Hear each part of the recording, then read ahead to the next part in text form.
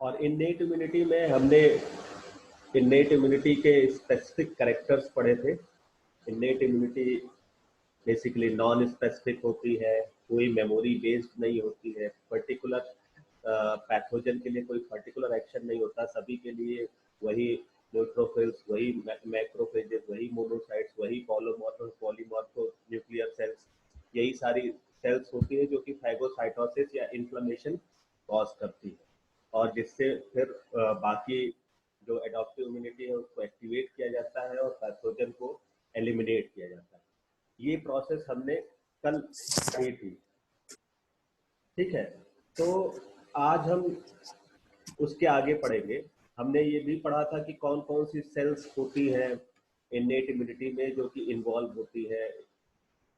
हम अब आगे पढ़ते हैं। हमने ये पढ़ा था कि फैगोसाइटिक सेल्स कौन सी हैं, नेचुरल किलर सेल्स क्या होती है, डेंड्राइटिक सेल्स क्या होती है। ओके, अब हम समझते हैं कि ये जो सेल्स है ये कैसे पैथोजन से अट्रैक्ट होती है या कैसे पैथोजन से जुड़ती है, कैसे पैथोजन से अटैच होती है। तो कुछ लोग और ज्वाइन हो गए, ठीक है।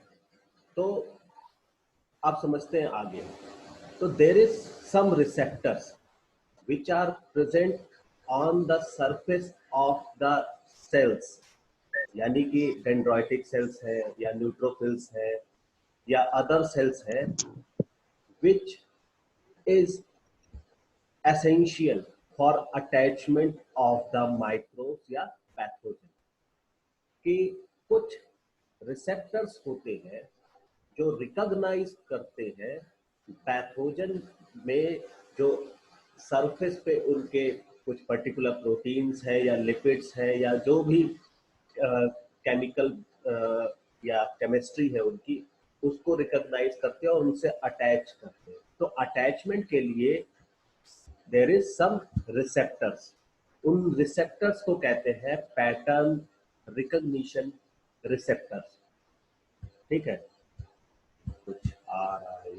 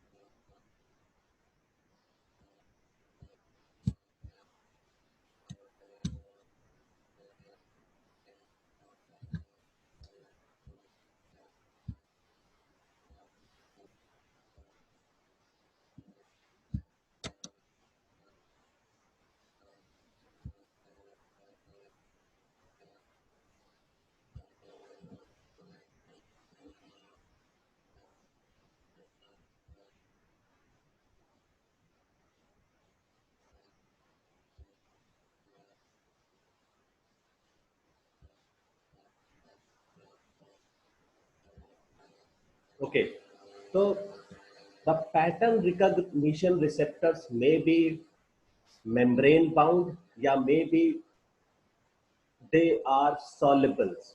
So soluble pattern recognition receptor, for example complement। complement मैंने कल आपको बताया था, complement is a protein which are in inactive stage when no pathogen are present। तो अगर पैथोजन नहीं है या फिर टिश्यू डैमेज नहीं होता है या इन्फेक्शन नहीं है, तो कॉम्प्लीमेंट प्रोटीन जो है वो इनएक्टिव स्टेज में होती है। But when the pathogen are enter into the cell, जब भी पैथोजन इंटर करता है बॉडी में या तो फिर क्या होता है कि जो कॉम्प्लीमेंट प्रोटीन है वो एक्टिवेट हो जाता है। एक्टिवेट होके वो फिर कीमोटैक्टिक फैक्टर की तरह काम करती है और बाकी सेल्स को एक्टिवेट करती है, ठीक है। एक्टिवेट कैसे करती है, जैसे फॉर एग्जांपल C3b है, ठीक है, ये सॉल्युबल कॉम्प्लीमेंट। तो ये सॉल्युबल कॉम्प्लीमेंट जाके बाइंड कर जाता है मैक्रोफेजेस, और मैक्रोफेजेस फिर रिकॉग्नाइज करता है उसी के थ्रू जो बाकी पैथोजन होते हैं, ठीक है। या पैथोजन से एसोसिएट हो जाता है तो इसका पैथोजन का जो कॉम्प्लीमेंट है वो कॉम्प्लीमेंट का रिसेप्टर मैक्रोफेजेस के पास होता है, जिससे वो सर एक उसको बार रिपीट रिकॉग्नाइज कर कर। दीजिए, बंद हो गई थी स्लाइड। ओके, मैं ये कह रहा था कि पैटर्न रिकॉग्निशन रिसेप्टर या तो सेल्स के पास यानी कि न्यूट्रोफिल्स या डेंड्राइटिक सेल्स या बी सेल्स इनके पास ऑलरेडी होता है, ठीक है, यानी मेम्ब्रेन रिसेप्टर की तरह होता है, या फिर वो सॉल्युबल पैटर्न रिकॉग्निशन रिसेप्टर होता है। तो दो रिसेप्टर हो सकते हैं, या वो मेम्ब्रेन रिसेप्टर हो सकते हैं, ठीक है, यानी कि सेल्स में ऑलरेडी एसोसिएटेड होते हैं, जैसे मैनोज है, स्कैवेंजर रिसेप्टर है, टॉल लाइक रिसेप्टर है, या फिर वो सॉल्युबल रिसेप्टर हो सकते हैं, फॉर एग्जांपल कॉम्प्लीमेंट प्रोटीन। तो कॉम्प्लीमेंट प्रोटीन तब एक्टिवेट होगी जब कोई भी पैथोजन वो इंटर करेगा। तो पैथोजन इंटर किया, कॉम्प्लीमेंट प्रोटीन ब्रेक डाउन हुई यानी एक्टिवेट हुई, एक्टिवेट होके वो जाके पैथोजन से एसोसिएट हुई, और उस पैथोजन से एसोसिएट होने के बाद वो फिर रिकॉग्नाइज हो जाती है सेल्स के द्वारा, क्योंकि उनका रिसेप्टर सेल्स के पास होता है। ओके, तो there is a pattern recognition receptor. अब लेकिन जो पैटर्न रिकॉग्निशन रिसेप्टर्स होते हैं ये रिकॉग्नाइज किसको करते हैं? वो रिकॉग्नाइज करते हैं माइक्रोब्स, लेकिन माइक्रोब्स को डायरेक्टली नहीं रिकॉग्नाइज करते हैं, या हर एक पार्ट को नहीं रिकॉग्नाइज करते। देयर इज सम ऑलरेडी यहाँ पर कुछ पर्टिकुलर केमिकल्स होंगे या मॉलिक्यूल्स होंगे जिसको वो रिकॉग्नाइज करेंगे। उन मॉलिक्यूल्स को कहते हैं pathogen associator, sorry, pathogen associated molecular pattern. Okay, तो यानी कि जो सेल्स है यानी न्यूट्रोफिल्स, डेंड्राइटिक सेल्स या अदर सेल्स, उनके पास पैटर्न रिकॉग्निशन रिसेप्टर है, लेकिन ये जो पैटर्न रिकॉग्निशन रिसेप्टर है ये बाइंड करते हैं पैथोजन एसोसिएटेड मॉलिक्यूलर पैटर्न्स, ठीक है, जिसको पैम्स कहते हैं। तो ये पैम्स क्या है? ये माइक्रोब्स के मेम्ब्रेन पे अटैच्ड होते हैं, ठीक है, या माइक्रोब्स की मेम्ब्रेन में कुछ पर्टिकुलर लिपिड्स या कार्बोहाइड्रेट या प्रोटीन हो सकते हैं, जिसको ये पैटर्न रिकॉग्निशन रिसेप्टर रिकॉग्नाइज करके बाइंड करते हैं। ठीक है, इतना समझ में आया आपको? Yes sir.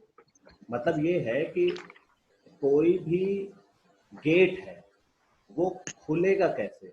वो खुलेगा एक ताला और चाबी से, ठीक है। तो वो जो ताला है वो माइक्रोब्स में पैथोजन एसोसिएटेड मॉलिक्यूलर पैटर्न है, और उसकी चाबी क्या है? ये पैटर्न रिकॉग्निशन रिसेप्टर है। जब इसके पास पर्टिकुलर चाबी होगी तो पर्टिकुलर ताले से वो अटैच होगी। ओके, तो हर के पास अलग अलग टाइप के यानी माइक्रोब्स के पास, या आप कह सकते हो हर एक गेट के पास अलग अलग ताला होता है, तो उसी तरीके से हर एक माइक्रोब के पास अलग अलग ताला होगा, ठीक है, यानी कि पैथोजन एसोसिएटेड मॉलिक्यूलर पैटर्न होगा। तो सेल्स के पास उस ताले को खोलने के लिए एक चाबी होगी, यानी कि पैटर्न रिकॉग्निशन रिसेप्टर होगा, जिससे वो बाइंड करेगा, ठीक है। अब ये पैटर्न रिकॉग्निशन रिसेप्टर है क्या?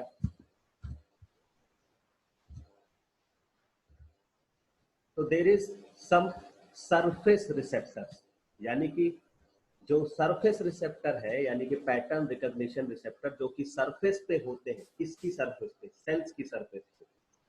जैसे कि मैक्रोफेजेस के पास होते हैं, एंटीजन प्रेजेंटिंग सेल्स यानी बी सेल्स के पास होते हैं, या डेंड्राइटिक सेल्स के पास होते हैं।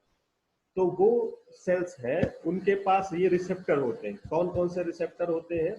Surface receptor, there is mannose receptor, toll like receptor, CD14, scavenger receptor. So these are receptors which are present on the surface of the cells. Skin cells के पास होते हैं जैसे mannose receptor, they are present on macrophages, they are present on endothelial cells, they are present on dendritic cells,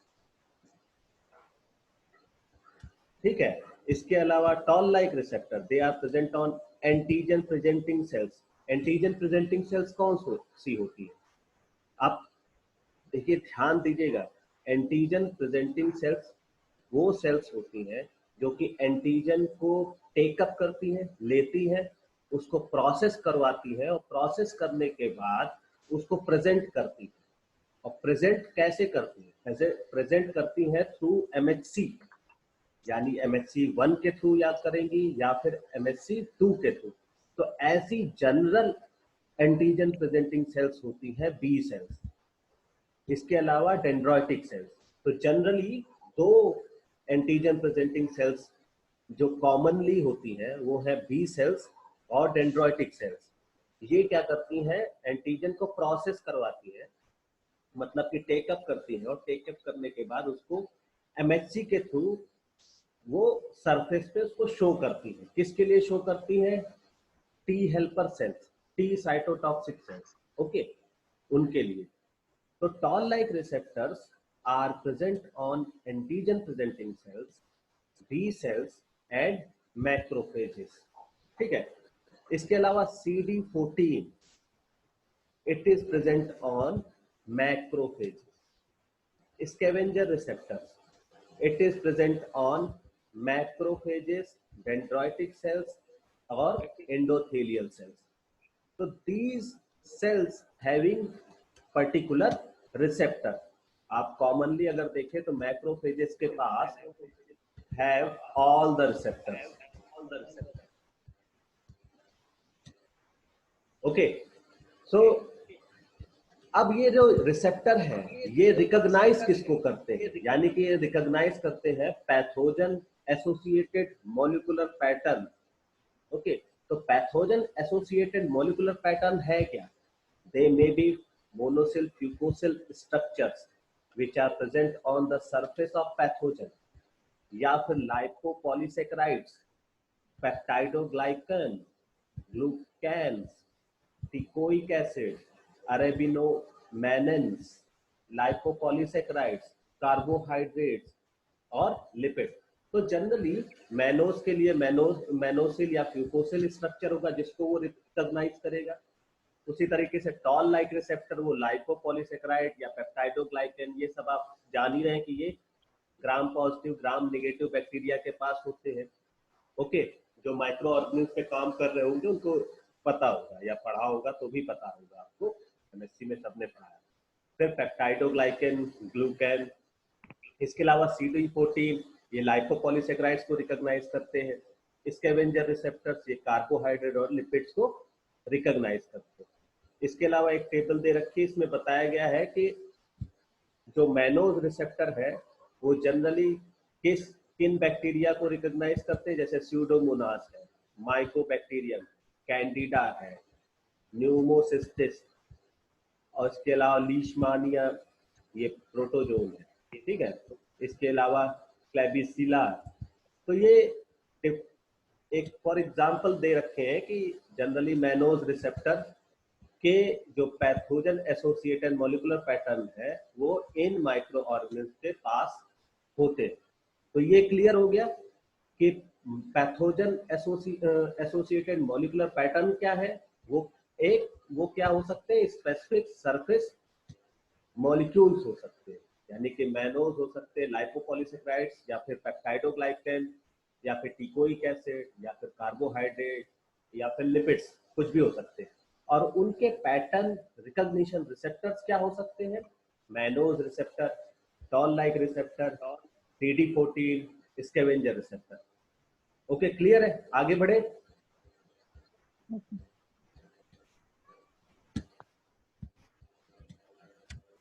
ठीक है, तो ये देखिए कैसे जो स्ट्रक्चर है, this is a macrophage. Macrophage cell है, इसके पास पैटर्न रिकॉग्निशन रिसेप्टर है, यानी कि scavenger receptor, toll like receptor, mannose receptor and CD14 receptor. तो ये आपको रिसेप्टर दिखाए गए, यानी कि पैटर्न रिकॉग्निशन रिसेप्टर्स दिखाए गए। ठीक है। ये बाइंड किससे कर रहे हैं? जैसे स्कैवेंजर रिसेप्टर ये बाइंड कर रहा है पैथोजन से। तो पैथोजन से कैसे बाइंड कर रहा होगा? क्योंकि यहाँ पर क्या है? Pathogen associated molecular pattern molecule है, ठीक है। इसके अलावा जो टॉल लाइक रिसेप्टर है ये बाइंड कर रहा है, यानी कि यहाँ पर भी वही पैम्प्स होगा। पैम्प्स यानी कि कुछ सरफेस मॉलिक्यूल होंगे, लाइपोपॉलीसेक्राइड्स हो सकता है। इसके अलावा मैनोज रिसेप्टर यानी मैनोसिल या फ्यूकोसिल्स हो सकते हैं। लाइपोपॉलीसेक्राइड्स रिसेप्टर यानी CD14 यानी कि ये लाइपोपॉलीसेक्राइड यहाँ पर होगा। तो दीज मैक्रोफेजेज या other cells recognise pathogen by the help of pattern recognition receptors.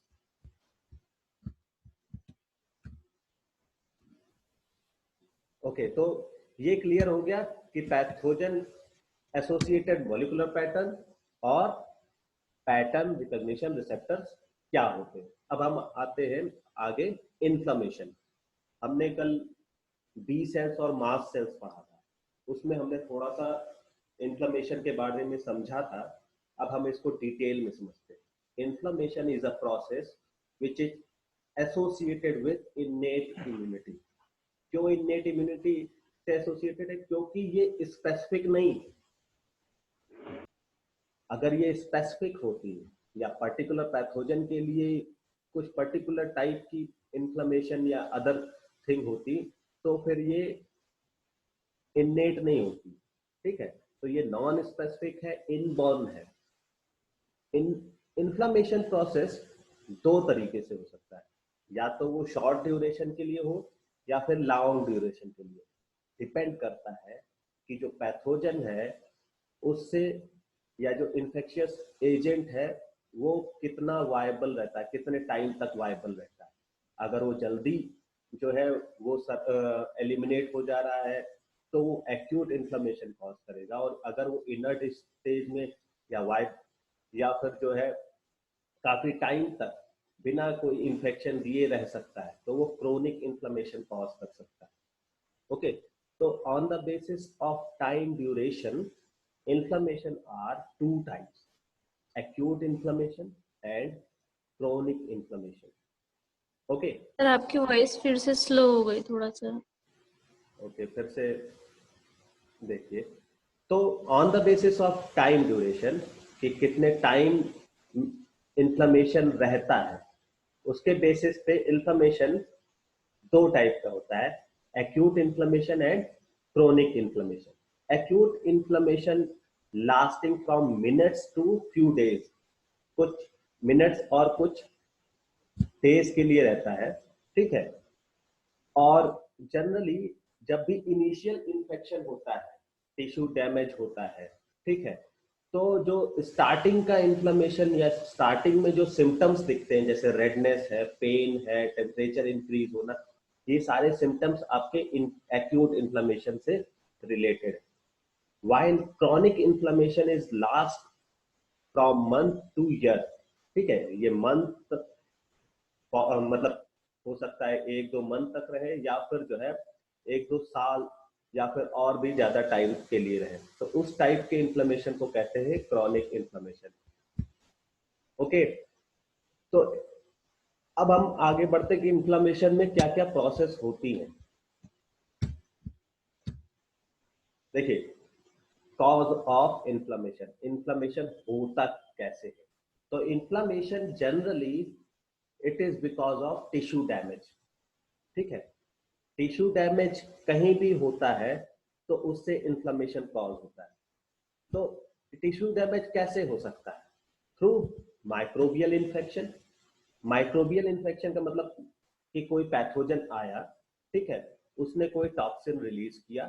Toxin में भी एक्सोटॉक्सिन यानी कि आउटर सिक्रीशन, कुछ वो सिक्रीशन करता है जो कि टॉक्सिक मटेरियल होता है और जिसके कारण जो है अदर सेल्स इन्वॉल्व होती हैं उसको न्यूट्रलाइज करने के लिए। या फिर एंडोटॉक्सिन हो सकती है। एंडोटॉक्सिन का मतलब कि उसकी जो सेल्स है उसी में कोई टॉक्सिन हो या उसके अंदर जब वो डेड हो तब वो कोई टॉक्सिन रिलीज हो, ठीक है, तो उसको कहेंगे एंडोटॉक्सिन। तो या तो वो एक्सोटॉक्सिन रिलीज करे या फिर एंडोटॉक्सिन रिलीज करे जिसके कारण ये टिश्यू डैमेज हो। ठीक है। इसके अलावा कॉम्प्लीमेंट सिस्टम के कारण भी टिश्यू डैमेज या इन्फ्लेमेशन हो सकता है। कॉम्प्लीमेंट सिस्टम एक्टिवेशन का मतलब कोई इन्फेक्शन हुआ जिससे कॉम्प्लीमेंट सिस्टम एक्टिवेट हुआ, या कोई एंटीजन आया और वो एंटीबॉडी से बाइंड किया, तो एंटीजन एंटीबॉडी कॉम्प्लेक्स बना के उसने क्लासिकल इम्यूनिटी को एक्टिवेट किया। भाई ये कौन है, ये बार बार जो है ड्रॉ कर रहा है ड्रॉइंग।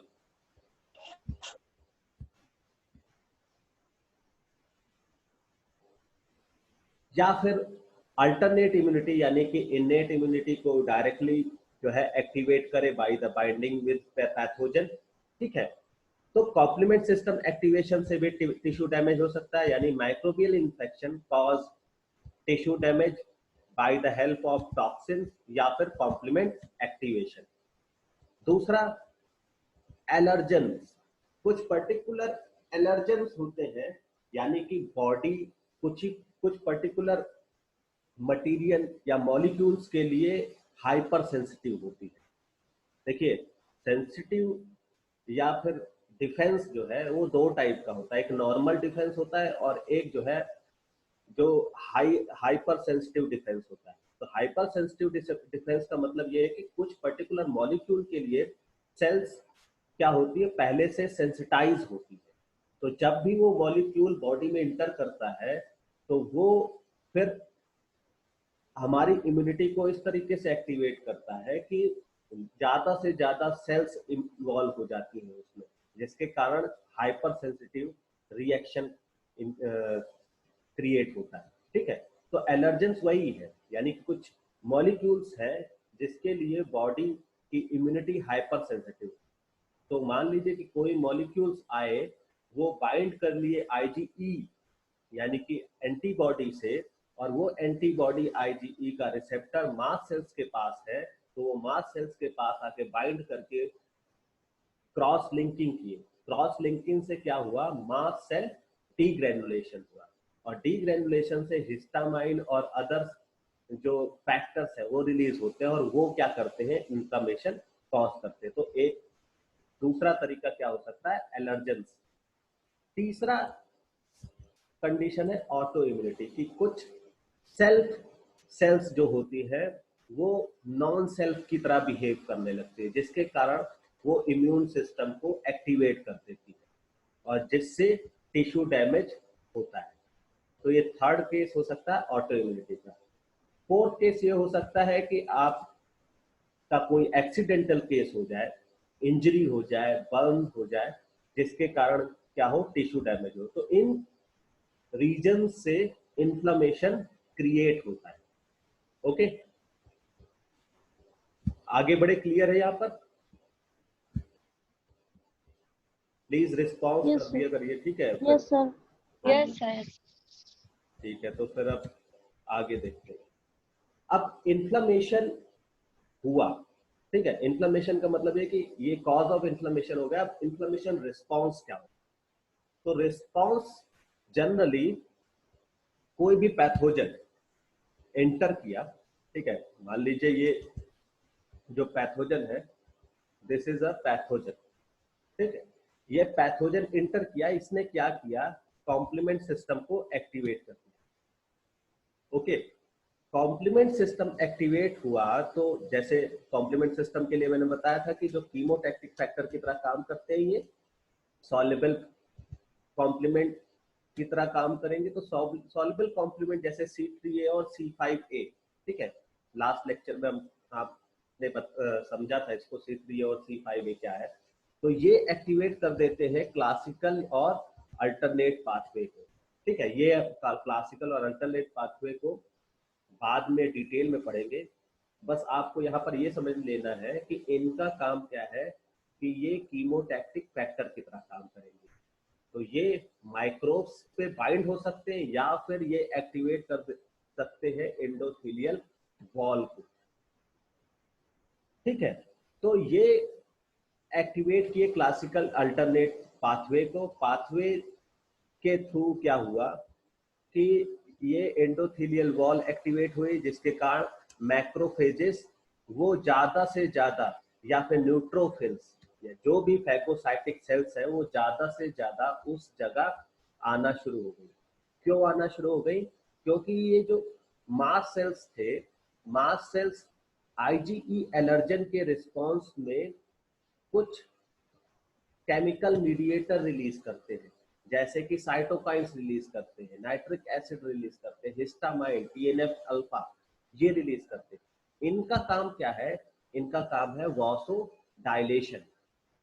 वासो डायलेशन समझ रहे हैं? वासो डायलेशन का मतलब कि ये क्या करते हैं, कैपिलरी का सरफेस एरिया बढ़ा देते हैं, ठीक है, डायलेट कर देते हैं। डायलेट कर देते हैं तो जो कैपिलरी है, ब्लड वेसल्स है, वो क्या हो जाती है, उसमें मैक्सिमम अमाउंट में ब्लड फ्लो करता है, ठीक है।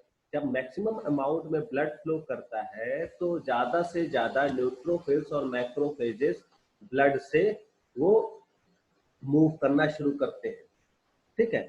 तो ये जो हिस्टामाइन है वो वासोडाइलेशन करेगा, ठीक है। जो ल्यूकोट्राइन्स या प्रोस्टाग्लैंडिन है ये भी एक्टिवेट होते हैं टिश्यू डैमेज से। ये क्या करते हैं, ये एंडोथेलियल ब्लड वेसल्स के जो एडहेशन मॉलिक्यूल्स हैं, यानी एडहेशन रिसेप्टर है, इनको एक्टिवेट कराते हैं।